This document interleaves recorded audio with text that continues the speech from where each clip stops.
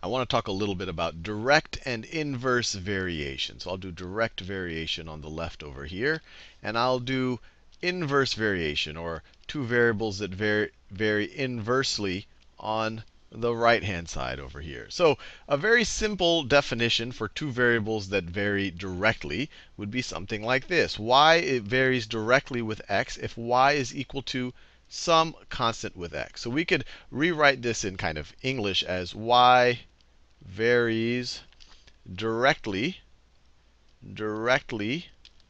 with x. And if this constant seems strange to you, just remember this could be literally any constant number. So let me give you a bunch of examples that would also be, or I guess particular examples of y varying directly with x. You could have y is equal to x, because in this situation the constant is 1. We didn't even write it. We could write y is equal to 1x, then k is 1. We could write y is equal to 2x. We could write y is equal to 1/2 x. We could write y is equal to negative 2x. We are still varying directly. We could have y is equal to negative 1/2 x. We could have y is equal to pi times x. We could have y is equal to negative pi times x. I don't want to beat a dead horse now. I think you get the point. Any constant times x. We are varying directly. And to understand this maybe a little bit more tangibly, let's think about what happens. And let's pick one of these scenarios. I'll take a positive version and a negative version, just because it might not be completely intuitive. So let's take the version of y is equal to 2x. And let's explore why we say they vary directly with each other. So let's pick a couple of values for x and a couple of and see what the resulting y value would have to be. So if x is equal to 1, then y is 2 times 1, or is 2. If x is equal to 2, then y is 2 times 2, which is going to be equal to 4. So when we doubled x, when we went from 1 to 2, so we doubled x, the same thing happened to y. We doubled y. So that's what it means when something varies directly. If we scale x up by a certain amount, we're going to scale up y by the same amount. If we scale down y by x by some amount, we would scale down y by the same amount. And just to show you it works with all of these, let's try the situation with y is equal to negative 2x. I'll do it in magenta. Y is equal to negative, or let me do a new example that I haven't even written here. Let's try y is equal to negative 3x. So once again, let me do my x and my y. When x is equal to 1, y is equal to negative 3 times 1, which is negative 3. When x is equal to 2, so negative 3 times 2 is negative 6. So notice, we multiplied. So if we scaled, let me do that in that same green color. If we scale up x by 2, it's a different green color, but it serves the purpose, we're also scaling up y by 2. To go from 1 to 2, you multiply by 2. To go from negative 3 to negative 6, you're also multiplying by 2. So we grew by the same scaling factor.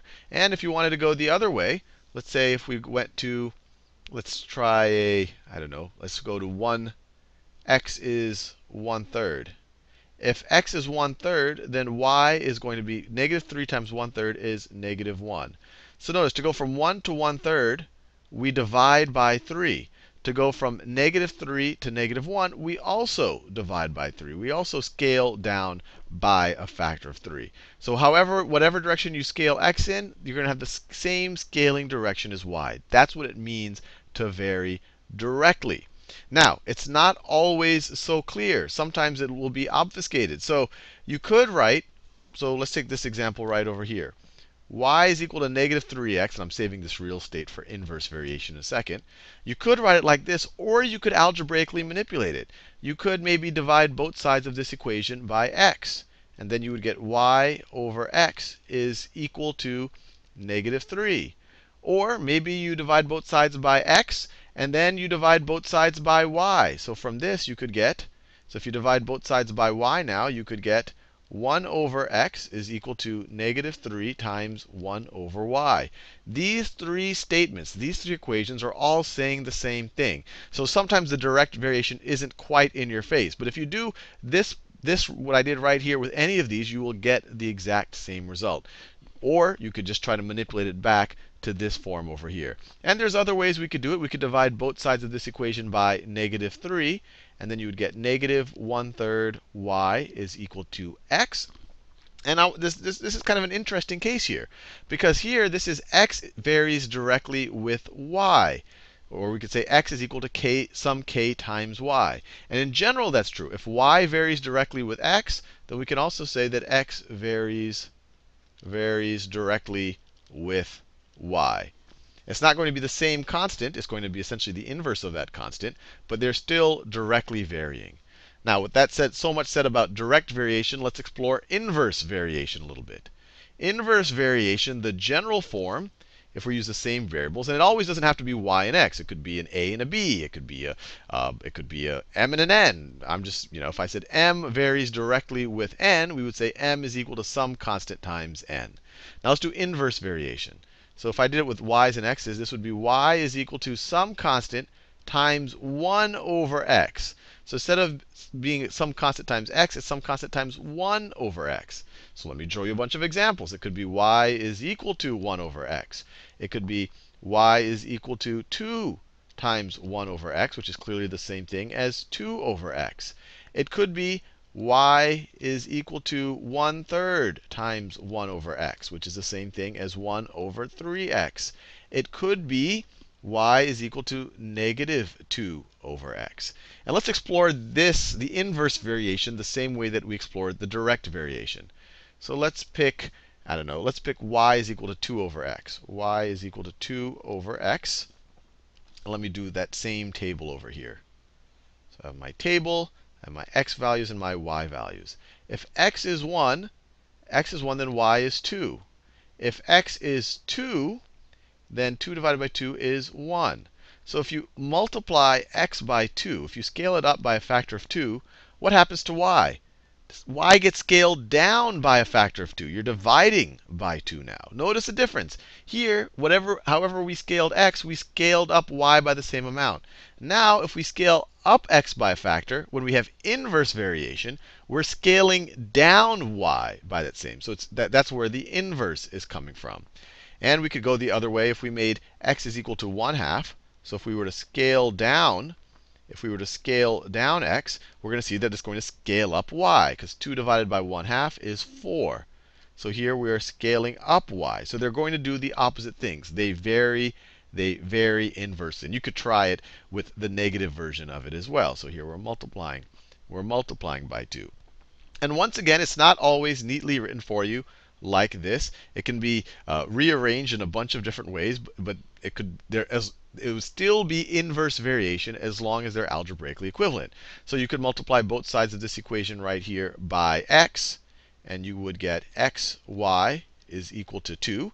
This is also inverse variation. You would get this exact same table over here. You could divide both sides of this equation by y, and you could get x is equal to 2 over y, which is also the same thing as 2 times 1 over y. So notice, y varies inversely with x, and you could just manipulate this algebraically to show that x varies inversely with y. So y varies inversely with x. This is the same thing as saying, and we just showed it over here with a particular example, that x varies inversely with y. And there's other things. We could take this and divide both sides by 2, and you would get y over 2 is equal to 1 over x. There's all sorts of crazy things. And so in general, if you see an expression that relates two variables, and they say, do they vary inversely or directly, or maybe neither, you could either try to do a table like this. If you scale up x by a certain amount and y gets scaled up by the same amount, then it's direct variation. If you scale up x by some amount, you might want to try it a couple of different times, and you scale down y, you do the opposite with y, then it's probably inverse variation. The more I guess surefire way of knowing what you're dealing with is to actually algebraically manipulate the equation so it gets back to either this form, which would tell you that it's inverse variation, or this form, which would tell you that it is direct variation.